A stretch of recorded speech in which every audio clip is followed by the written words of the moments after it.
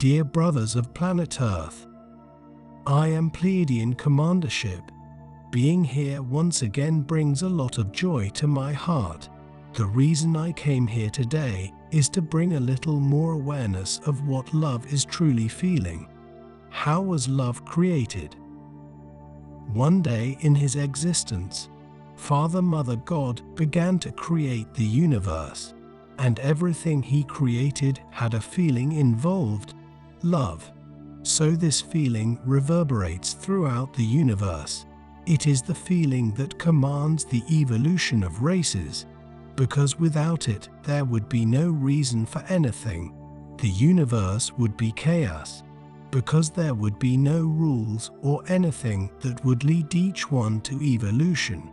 It is exactly this perfect creation of Father Mother God that causes everything in the universe to evolve.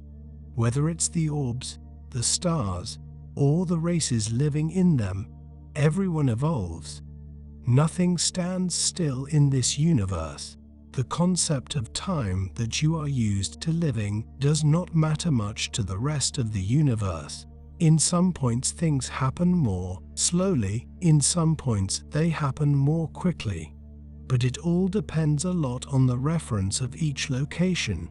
Here things happen very slowly, for you, not for those outside. But this is not the focus here today. I came to talk about love. Right now, what is the purest love on this planet? It is Gaia's love for you. Because even though she has suffered all the abuses that you have done against her, Gaia continues to love you unconditionally. She never gives up on any child, even those who pierce her flesh, who stain her skin, who burn her skin. She never leaves them. She has a greater care for these, which is the concern to bring them to the correct path. A lot on this planet was changed, so that the human race became dependent on other races to survive. Today few of you can conceive of surviving without animal food. The vast majority believe that when they leave this diet, they will die, because they will not have the strength to continue living.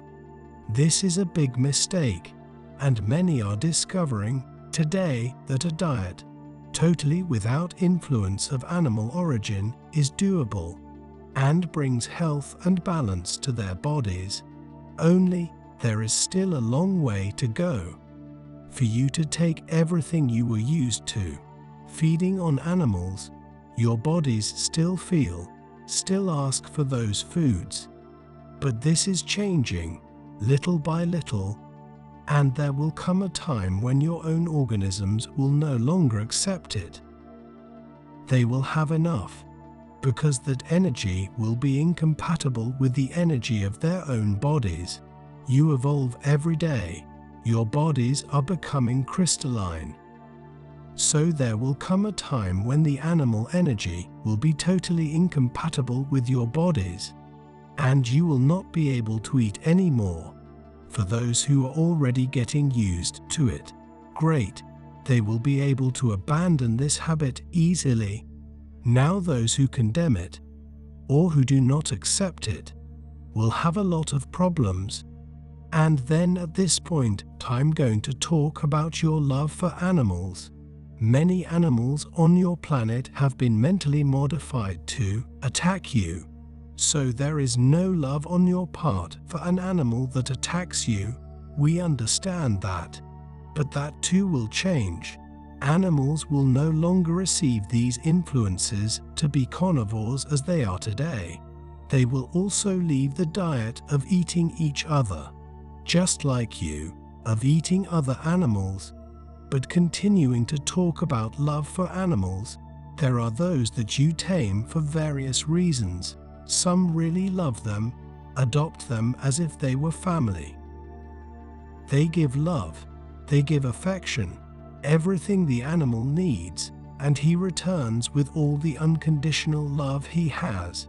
Others have the animals for their own interests, manipulate the minds of the animals so that they do exactly what they want, becoming small robots of the will of the man. This is not love. This is using an animal. Likewise, those who use animals for their tasks, often overloading beyond what the animal can handle, so that they do the service that would be theirs. Where is the love there? Where is the respect for that being? Because he is a being, he is not human. But he is a being created by Father, Mother, God, and deserves all the love and respect from each of you. There are many, I'll call them animals, that are disgusting, that infest your homes, your garbage. These animals are not divine creations. Many of them are not. They were created exactly to cause the feeling they do, and to bring the imbalance into your homes, because when your houses have bad energy, they have seized this energy to multiply and invade your houses. Is there love there? No, there is not. But I would say that it is not by killing them that you will end the infestations. It is respecting those beings who only know how to live this way. So fill your hearts with love, and gently and lovingly ask them to leave your home. No, this is not a reason for jokes, nor for laughter. This is respect for a species, even if it is disgusting and disgusting in your eyes, many will say. But they were not created by Father, Mother, God, but they are on the planet, and you will have to learn to exercise love in any situation, even in favor of those who today you despise and are disgusted with. So fill your heart with love, transform that environment into pure light, and ask them to leave your house, because you don't want to kill them. If this is done with a lot of love, they will go away. As they came, they will leave without you having to kill any of them. It's not killing animals that you solve the problems you've created. Nature is wise. There is a balance, in which each animal has the other that consumes it, to maintain balance on the planet. But this whole balance was broken by the destruction of its forests, broken by the contamination of its waters, and broken when its animals began to eat other animals. What other kind of love can we say? Love for the planet. Yes, this planet gives you everything. It gives you air, it gives you pure water, which you contaminate. Gives you the ground for food to sprout, and you defile it. Gives you the minerals your body needs to survive through food. Everything was done in a harmonious way. You are products of the planet. The existing foods on the planet are for you and contain everything you need to live and stay alive. But you don't take care of the planet. You think the planet is inexhaustible because it is immense. The surface of the planet is finite. It is not infinite. Ocean water, yes, it is an immense volume, but it does not exchange with any other planet to keep itself clean. What you are trashing stays there unless someone goes there and takes it away. Where is your love for the planet? You change the rivers that were millimetrically outlined by Father, Mother, God to get where they need to go. You change the course of rivers. You create big dams to supposedly have water at will, and the rest of the way that the river no longer passes. Where is the love for the planet? You burn the earth. You cut down the trees. The planet hardly breathes anymore because you are uprooting the trees, and you complain when the weather gets out of hand. When something comes against you, you look up to the sky and blaspheme. Where is your love for the planet? This idea that each of you is isolated is a big lie. You are all connected, because you are all part of one big network. It is as invisible as your computer network, but it exists, so everything you do reverberates through the whole. If you do good deeds, this reverberates and can contaminate others later on. If you do evil deeds, likewise. Those who resonate with what you did wrong will repeat your act. Few repeat good deeds, because each one has their own ego. I didn't do it, so I don't continue, because I need to have my ego inflated and always say, I did it. Where is your love for the planet? Many are turning in favor of the planet, replanting trees, reborn the springs. These, yes, are doing their part for the planet. And where is your love for the planet? What have you been doing for the planet? You take long showers because it's pleasant, and you forget that many of your brothers on the planet don't have the water you're wasting. They don't even know what it's like to take a proper shower. But you don't bother with that. You throw away the water like it's nothing. But you are burning your springs. What will the future of the planet be without drinking water? Many places are drying up. What will you do? Sit and cry? I tell you, it won't do any good. The action has to be done now, today, yesterday, and it's already overdue. You are one, correct, but do your part. Give some of your time and love to the planet, and I guarantee that this can reverberate and help Gaia. You still have a long way to go to get this planet back. Don't think that we're all going to dock here, clean up all the dirt you've created, so the planet is clean. This will not happen. You will need to clean up your own mess. You dirty, so you clean. You will have help, but don't think it will be easy. So where is your love for the planet? And finally, how is your love for a brother, for another human being? You laugh at those who don't get around properly, at those who have mental problems, at those who beg on the street. You turn your back on those who ask you for help. You don't bother with anything, because it's not your problem. Is this love for a brother? Is this love you are building for the fifth dimension? The path to unconditional love passes through small changes. Unconditional love is a set of many actions, where each of them you add up and create a quantum of love energy in your heart, day after day, until the day will come when your heart will be so full, so vibrant with love, that you will be loving unconditionally. That's how unconditional love is created. It's trying to reverse those horrible actions that you commit every minute. It is looking at another brother who is not with love, but who is with respect, because there is another human being there. If he's in that situation, you're not the one to judge him. Help him within your means.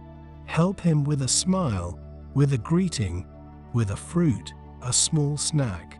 Those who need it, accept it. Of course, there are exceptions. Now, if you emanate that everyone who needs it, if you come close, will attack you in some way, you will get it back. That's what he will do to you, because you emanated that. Now, if you reach out with love to any brother, you will receive gratitude back. Or maybe not even. But those who loved don't expect anything in return. You can do it, and he won't even thank you. But you did your part. Somehow you helped that brother. His ingratitude is not your problem. It is his. Then start looking at your brothers in a more loving way. Don't discriminate against them for their sexual preference. It's his problem. Is he demanding that you have sex with him? No, he's in his corner, and you're in yours. So respect each other. No matter what he does with his body and his life, they are his, not yours. Understand this is, if another brother's attitude bothers you, it's not your problem. You are judging him, he's that way, oh, he's a bandit, a criminal, shoo, he'll get back at some point, all the reactions to the actions he's done. That is not why you will judge him. He is a soul worthy of pity, as you say, because he is a soul that has not yet found the path of love and light, is lost, and practically 100% of the time, he is being influenced by beings of no light. So don't judge him. When we say love your brothers, you think you need to take that brother, hug, kiss, live together to be the love for him. No, loving in this case is just respecting what he is. This is loving a brother, respecting him the way he is, not judging, not discriminating, not pointing the finger, not speaking badly. This is loving a brother. Don't take everything literally. Learn to take charge of your own lives, your own walk. Stop worrying about other people's lives. What a futile thing to follow another's life. I guarantee yours must be a total disorganization, because you're living someone else's life, not yours. So each one of you just live your own life. Don't influence anyone's life, and don't follow anyone's life. Those who are mothers and fathers have a responsibility to educate, give love, affection, show the right path to their children. It's showing, not forcing, not imposing. Is to show the way, and someday they will make their own choices. Learn to respect the space of the other. This is love. It's looking at the other in any situation, without contempt, without anger, without rancor. That doesn't have any feelings involved. That's great. If you didn't emanate anything against that brother, it's better than emanating a bad thing. When you look at a brother on the street and feel something bad, wrap that brother in light. This is love, only that. Imagine that brother inside a bubble of light. No need to say anything. Just put him in a bubble of light, and his intention will do the rest. This is how you begin to grow love within you, so that one day you will reach unconditional love. It doesn't come in a little package dropped from the sky. You don't buy it at the corner market. You don't get it from Father, Mother, God. Unconditional love is built with every step, with every action. So, know how to build unconditional love. It is the sum of all the loves that you are cultivating at every moment, and never forget that each judgment, each discrimination, each feeling of disgust for a brother, diminishes and a lot what you had already gathered. You will have to start all over again. Don't think that it goes blank, that what you do is not accounted for. It always is. So learn to emanate little by little. Love for your brothers. As you have noticed, the word love has many ways of being lived and felt. Know how to find the easiest and simplest ways to make love live. Respect is a form of them. And I would say, in today's world, the most difficult to live. So think hard. What loves are you cultivating today? What have you cultivated of love in your heart? How is your pot of love, which is being cultivated? Is it empty? Is it in the middle? No, don't tell me it's almost full, because none of you have this pot above the middle, and there are few who have the pot in the middle. The vast majority are at 10%, because love lives on one side, but burns it with their attitudes. You still have a long way to go. So rethink everything you have done against the planet, against animals, and against your brothers, and change your attitudes so that tomorrow you can have at least half of this pot full. Or it will really be very difficult from one moment to the next for you to emanate unconditional love. Thank you for watching. We love you so much.